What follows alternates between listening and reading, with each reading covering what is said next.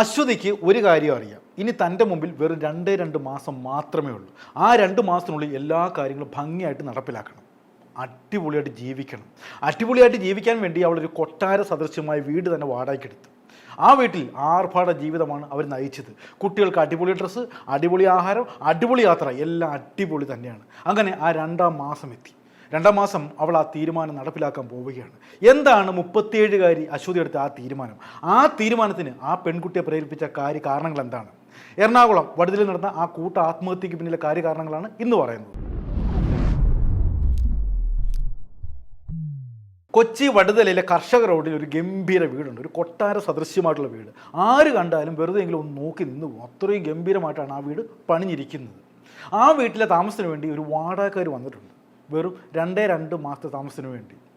അശ്വതി എന്ന് പറയുന്ന 37 വയസ്സുകാരി, ഈ അശ്വതിയുടെ അമ്മ ശ്രീകുമാരി എന്ന് പറയുന്ന 59കാരി, പിന്നെ അശ്വതിയുടെ 3 മക്കൾ. അതായത് ആ മക്കളുടെ പ്രായം എന്താണെന്ന് വെച്ചാൽ 14 വയസ്സുള്ളൊരു ആൺകുട്ടി, പിന്നെ 2 വയസ്സുള്ള 2 കുഞ്ഞു പിള്ളേർ.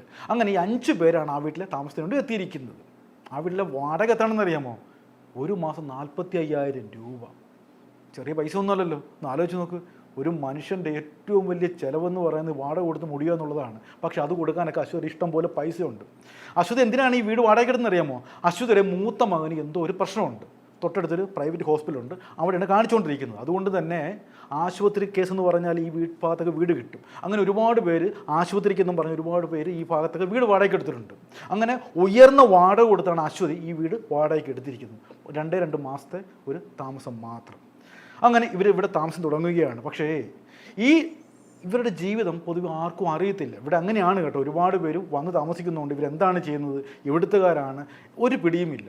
ആ കൂട്ടത്തിലാണ് അശ്വതിയും അശ്വതിയുടെ കുടുംബമൊക്കെ താമസിക്കുന്നത്. പലരും പരിചയപ്പെടാനൊക്കെ നോക്കിയിട്ടും അശ്വതി മുഖം കൊടുക്കുന്നേയില്ല. ആർഭാട ജീവിതമാണ് അന്നു മുതൽ അശ്വതി നയിക്കുന്നത്. എന്ന് പറഞ്ഞാൽ സാധാരണയായിട്ട് വീട്ടിൽ ആഹാരമൊക്കെ ഉണ്ടാക്കുമല്ലോ. ഇവിടെ ആഹാരം ഉണ്ടാക്കുന്ന പതിവൊന്നുമില്ല. എല്ലാം ഓൺലൈൻ വഴിയാണ്. എല്ലാം സ്വിഗ്ഗി മറ്റേത് അറിയാമല്ലോ. ഇപ്പോൾ ഒരുപാട് സംഭവം ഉണ്ടല്ലോ. അങ്ങനെ വണ്ടിക്കാർ ആഹാരം കൊണ്ടുവരുന്നു, കഴിക്കുന്നു, കളയുന്നു, പോകുന്നു. പിള്ളേരാണെങ്കിൽ അടിപൊളി സെറ്റപ്പിലാണ് ഈ വീട്ടിൽ താമസിക്കുന്നത്. വില കൂടിയ ഡ്രസ്സ്, ഷൂസ് എന്ന് വേണ്ട എല്ലാ സെറ്റപ്പും ഉണ്ട്. പിന്നെ യാത്രയാണെങ്കിൽ വേറെയും ഇഷ്ടം പോലെ യാത്ര. ഓരോ ദിവസം പുതിയ പുതിയ സ്ഥലത്തേക്കാണ് കുട്ടികളെയും കൂട്ടിക്കൊണ്ട് അശ്വതി കൊണ്ടുപോകുന്നത്. അങ്ങനെ കാറിൽ പോകുന്നു, കാറിൽ വരുന്നു, കാറിൽ പോകുന്നു. ആ ഒരു സെറ്റപ്പാണ് ഈ പെൺകുട്ടി നയിക്കുന്നത്.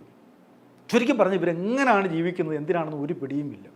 പക്ഷേ കുട്ടികൾ നല്ല സന്തോഷത്തിലാണ്. ഇന്ന് യാത്ര, പുതിയ ആഹാരം, പുതിയ ഡ്രസ്സ്. പക്ഷേ ഈ അശ്വതിയുടെയും അശ്വതിയുടെ അമ്മയായിട്ടുള്ള ശ്രീകുമാരിയുടെയും മനസ്സ് വേവുന്നത് ആരും അറിയുന്നില്ല.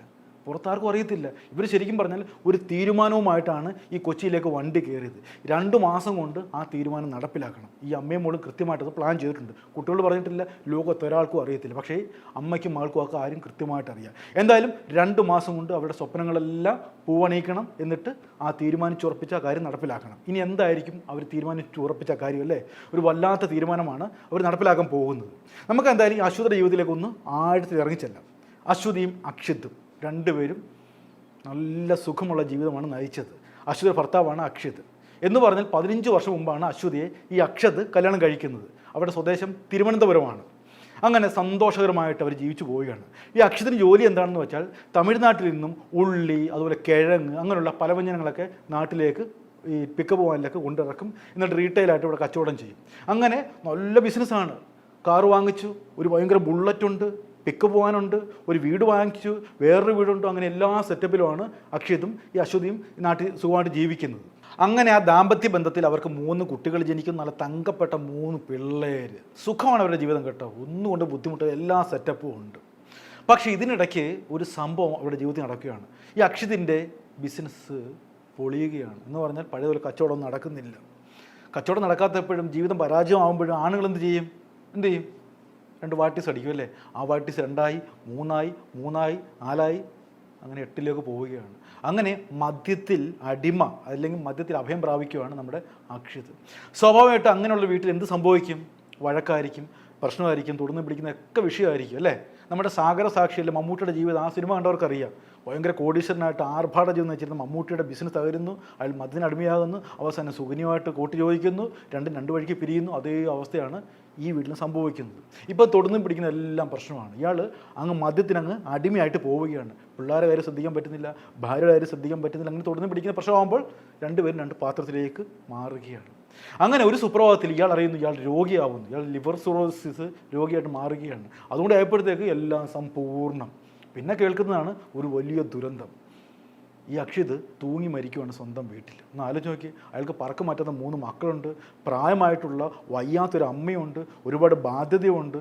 ഇതൊന്നും ഓർക്കാതെ അക്ഷിത് അയാളുടെ കാര്യം കഴിഞ്ഞ് അങ്ങ് മേപ്പോട്ട് പോയി. ഇവിടെ ശരിക്കും പറഞ്ഞ് പെട്ടുപോകുന്ന ആരാണ്? ഈ 3 കുഞ്ഞുങ്ങളെയും കൊണ്ട് എന്ത് ചെയ്യാൻ പറ്റും? കുഞ്ഞു പിള്ളേരാണ്. ഇളയ കൊച്ചിന് വെറും 2 വയസ്സ് മാത്രമേ ആയിട്ടുള്ളൂ. അമ്മയുണ്ട്, ഒരുപാട് പ്രാരാബ്ധമുള്ള ആളാണ് ഈ അശ്വതി. ഇവളെന്ത് ചെയ്യാൻ പറ്റും? ഇവള് ഈ തിരുവനന്തപുരത്തെ കാര്യങ്ങളെല്ലാം ഓരോന്നോരോന്ന് ആ ബലം മനസ്സിലൊരു എന്താ ബലം പിടിച്ച് കാര്യങ്ങളൊക്കെ ചെയ്ത് നടപ്പിലാക്കുകയാണ്. ഒരു വീടുള്ളത് വാടകയ്ക്ക് കൊടുക്കുകയാണ്. എന്നിട്ട് ഇവിടുത്തെ കാര്യങ്ങളെല്ലാം കൃത്യമായിട്ട് നടപ്പിലാക്കിയിട്ട് ഇവളെ പിന്നെ ആരും കാണുന്നില്ല. ഈ അശ്വതിയും കാണുന്നില്ല, 3 മക്കളെയും കാണുന്നില്ല, അശ്വതിയുടെ കൂടെ അതുവരെ ഉണ്ടായിരുന്ന അമ്മയും കാണുന്നില്ല. ഒരൊറ്റ പോക്കാണ്. ഒരുപാട് പേര് അന്വേഷിച്ചു. ഈ അക്ഷതിൻ്റെ അമ്മയൊക്കെ കൊണ്ട് പരാതിയൊക്കെ കൊടുത്ത് കൊച്ചുങ്ങളെയും ഈ അശ്വതി ഒന്നും കാണുന്നില്ലൊക്കെ പറഞ്ഞ് 2-3 കേസ് കൊടുത്തിട്ടും ഒരു അറിവുമില്ല ചുരുക്കി പറഞ്ഞാൽ. അങ്ങനെ പിന്നെ പൊങ്ങുന്നത് അശ്വതി വടുതലയിലെ ഈ കർഷക റോഡിലുള്ള ഈ പാലസിലാണ്. അവൾ 2 മാസമായിട്ട് ഇവിടെ താമസിക്കുവാണ്. അറിയാമല്ലോ, നമ്മൾ ആദ്യമേ പറഞ്ഞല്ലോ, ആർഭാടപൂർണ്ണമായിട്ടുള്ള ജീവിതമാണ് നയിക്കുന്നത്. ഇതിനിടയ്ക്ക് അശ്വതി അമ്മയും കൂടെ കൃത്യമായിട്ട് തീരുമാനം എടുത്തിട്ടുണ്ട്. നമുക്ക് 2 മാസം മാത്രമേ നമ്മുടെ മുമ്പിലുള്ളൂ. കാരണം ഇതിനിടയ്ക്ക് നമ്മുടെ കാര്യങ്ങൾ നടപ്പിലാക്കണം. കുറച്ച് സ്വർണ്ണമുണ്ട്, അതൊക്കെ പണയം വെച്ചിട്ടാണ് ഈ 45,000-ഓളം രൂപയൊക്കെ ഈ വാടകയായിട്ട് കൊടുക്കുന്നത്. ഇപ്പോൾ 2 മാസമായിട്ട് ഒന്ന് ഊഹിക്കല്ലോ, 1 ലക്ഷത്തോളം വാടക തന്നെ കൊടുത്തിരിക്കുകയാണ്. എല്ലാ രീതിയിലും ഒരു വിട്ടുവീഴ്ച ഇല്ലാത്ത കാര്യങ്ങളാണ് ഇവർ നടപ്പിലാക്കുന്നത്. ഈ അശ്വതിക്ക് ഒരേ ഒരു ആഗ്രഹമുള്ളൂ. ഈ ഭർത്താവിൻ്റെ മരണത്തെ ചൊല്ലി ഒരുപാട് പേര് ദോഷം ഈ പെൺകുട്ടിക്ക് കേട്ട്. കാരണം ഇവള് കാരണമാണ് മിടുക്കനായിട്ടുള്ള, ജീവിക്കാൻ കൊതിയുള്ള, കാരണം ഇയാൾ ഒരുപാട് വണ്ടിയൊക്കെ വാങ്ങിച്ചു, അപ്പോൾ സ്വാഭാവികമായിട്ട് ജീവിക്കാൻ കൊതിയുള്ള ഒരാളാണല്ലോ ഇതൊക്കെ ചെയ്യുന്നത്. അങ്ങനെയുള്ള ഒരു മരണത്തിന്, അല്ലെങ്കിൽ അങ്ങനെയുള്ള ഒരാളുടെ മരണത്തിന് പിന്നിൽ ഈ അശ്വതിയാണെന്നുള്ള പ്രചരണമൊക്കെ ഇവൾ കേട്ട് മടുത്ത്. ഭർത്താവിൻ്റെ വീട്ടുകാരെല്ലാം ഈ സ്ത്രീയെ നിരന്തരം കുറ്റപ്പെടുത്തുകയാണ്. ഭർത്താവിൻ്റെ മരണത്തിന് പിന്നിൽ താനാണെന്നുള്ള ആരോപണങ്ങളൊക്കെ കേട്ട് മടുത്തിട്ടാണ് അവസാനം തിരുവനന്തപുരം വിട്ട് നേരെ കൊച്ചിയിൽ വടുതല എന്ന് പറഞ്ഞ സ്ഥലത്തേക്ക് താമസം മാറ്റിയത്. അതുവരെ എല്ലാം ഓക്കെയാണ്. ഇനിയിപ്പോൾ അവൾക്ക് ഒറ്റ ആഗ്രഹമേ ഉള്ളൂ, 2 മാസം തികയാൻ പോവുകയാണ്. ഇനി എത്രയും പെട്ടെന്ന് തൻ്റെ പ്രിയപ്പെട്ടവനായിട്ടുള്ള, തന്നെ പൊന്നുപോലെ നോക്കിയിട്ടുള്ള, ഒരു സമയത്ത് എന്തോ ഒരു ബുദ്ധിമോശം കാണിച്ച ആ മനുഷ്യൻ്റെ അടുത്തേക്ക് ഇവൾക്ക് പോകണം.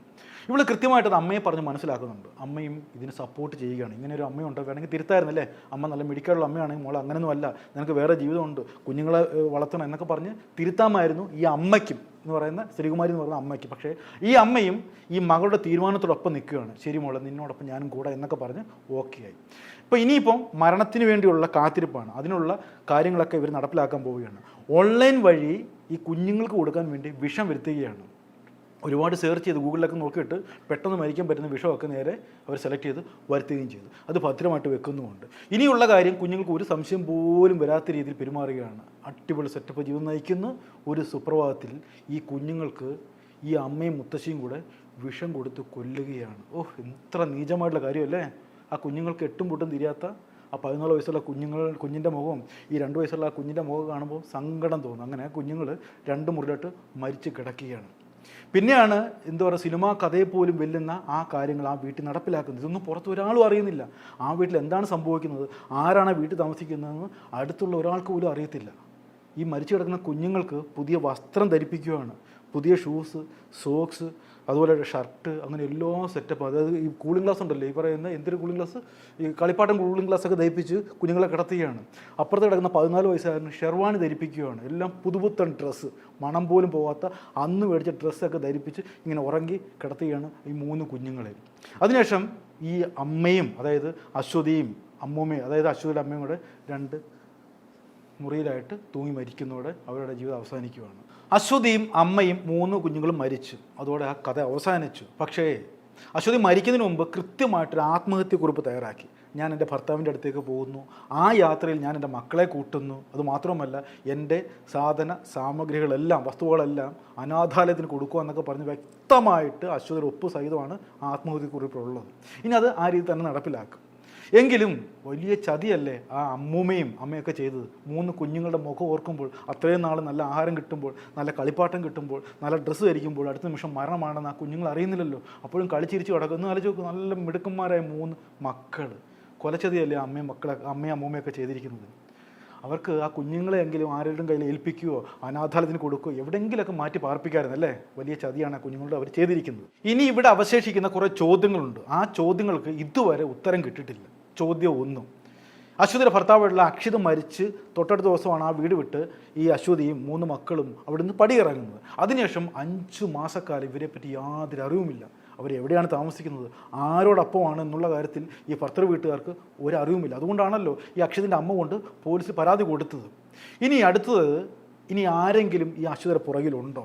ആ കറുത്ത കൈ ആയിരിക്കാമോ അശ്വതിയെയും മക്കളെയൊക്കെ ഈ എറണാകുളത്തുള്ള വടുതലയിലേക്ക് കൊണ്ടുവന്നത്, ഈ വലിയ വീട്ടിൽ താമസിക്കാൻ പ്രേരിപ്പിച്ചത്? അതിനെപ്പോഴും ഉത്തരമില്ല. ഇനി അടുത്ത ചോദ്യം, ഈ കുഞ്ഞിന്, അതായത് അശ്വതിയുടെ കുഞ്ഞിന് അസുഖമാണെന്ന് എന്തിന് കള്ളം പറഞ്ഞു? ശരിക്കും പറഞ്ഞാൽ പോലീസിൻ്റെ അന്വേഷണത്തിൽ തെളിഞ്ഞ ഒരു കാര്യമുണ്ട്. ഈ അക്ഷിതയുടെ മൂത്ത കുഞ്ഞിന് വലിയ പ്രശ്നമൊന്നുമില്ല. ഈ സംസാരിക്കും കുറച്ച് ഒരു വാക്കുകൾക്ക് പിടുത്തം കിട്ടാത്ത ഒരു സംസാര വൈകല്യം അത് മാത്രമേ ഉള്ളൂ. അല്ലാതെ എടുത്തു പറയത്തക്ക ഇത്രയും വാടക കൊടുത്ത് താമസിക്കേണ്ട വലിയ അസുഖങ്ങളൊന്നും ആ കുഞ്ഞിനില്ല. എന്നിട്ടും അസുഖമാണെന്ന് പറഞ്ഞ് ഈ വലിയ വീടെടുത്ത് എന്തിന് താമസിച്ചു? അതിൻ്റെ പിറകിലും ഒരു കറുത്ത കൈയുണ്ടോ? ഇനി പ്രബലമായിട്ടുള്ള മറ്റൊരു ചോദ്യം, സ്വാഭാവികമായിട്ടും ഇത്രയും ബിസിനസ്സിൽ അഗ്രഗണ്യനായിട്ടുള്ള ജീവിക്കാൻ കൊതിയുള്ള ഒരു ഭർത്താവ് മരിച്ചു. ആ മരണത്തിന് പിന്നിൽ ഈ ഭാര്യയായിട്ടുള്ള അശ്വതിക്ക് എന്തെങ്കിലും പങ്കുണ്ടോ? ഒരു കാര്യം ഉറപ്പാണ്, ഈ ചോദ്യങ്ങൾക്കൊന്നും ഇനി ഉത്തരം കിട്ടില്ല. കാരണം മറ്റൊന്നുമല്ല, അശ്വതിയുടെയും മക്കളുടെയും അശ്വതിയുടെ അമ്മയായിട്ടുള്ള ശ്രീമാരുടെയൊക്കെ ജഡം സംസ്കരിച്ചത് പച്ചാളത്തുള്ള ഒരു ശ്മശാനത്തിലാണ്. സ്വാഭാവികമായിട്ടും മരണം സംഭവിക്കുമ്പോൾ സ്വന്തം വീട്ടിലേക്കാണല്ലോ കൊണ്ടുവരുന്നത്, തിരുവനന്തപുരത്തേക്കാണല്ലോ കൊണ്ടുവരേണ്ടത്. പക്ഷേ ഇത്രയും ചിലവ് വഹിച്ച് ഇവിടെ അടക്കാനുള്ള സാമ്പത്തികമൊന്നും അശ്വതിയുടെ സഹോദരനും ബന്ധുക്കൾക്കൊന്നും ഇല്ല. അതുകൊണ്ട് തന്നെ ഒരു അനാഥ പ്രേതങ്ങളെ പോലെ അവിടെയുള്ള ശ്മശാനത്തിൽ സംസ്കരിച്ച് കഴിഞ്ഞു. സ്വാഭാവികമായിട്ടും ഈ ചോദ്യങ്ങൾക്കെല്ലാം ഉത്തരം തേടേണ്ട ആൾക്കാരൊന്നും ഇനിയും ഇറങ്ങി പുറപ്പെടത്തില്ല. നമ്മുടെ മലയാളത്തിലൊരു പഴഞ്ചൊല്ലുണ്ട്, കരയുന്ന കുഞ്ഞിനെ പാലുള്ളൂ, അല്ലേ? ചോദിക്കാനും പറയാനും സമ്മർദ്ദം ചെലുത്താനൊക്കെ ആളുണ്ടെങ്കിൽ മാത്രമേ ഇത്തരം ചോദ്യങ്ങൾക്കുള്ള ഉത്തരം കിട്ടുകയുള്ളൂ. അതുകൊണ്ട് ഇനി ഇലക്ഷനാണ്, ബഹളങ്ങളാണ്, അതിൻ്റെ പുറകെ പോവോ ഇതിൻ്റെ പുറകെ പോവോ പോലീസൊക്കെ? സ്വാഭാവികമായിട്ടും ബഹളങ്ങളുടെ പുറകെ പോലീസ് പോകും. അതുകൊണ്ട് ഇത്തരം ചോദ്യങ്ങൾക്കൊള്ളും ഇനി ഒരിക്കലും ഉത്തരം കിട്ടില്ല എന്ന് മാത്രം പറഞ്ഞുകൊണ്ട് ആ കുഞ്ഞുങ്ങളുടെയും അശ്വതിയുടെയും ആ അമ്മയുടെയൊക്കെ ആത്മാവിന് എത്തി നേർന്നുകൊണ്ട് നിർത്തിയാലോ. നന്ദി, നമസ്കാരം.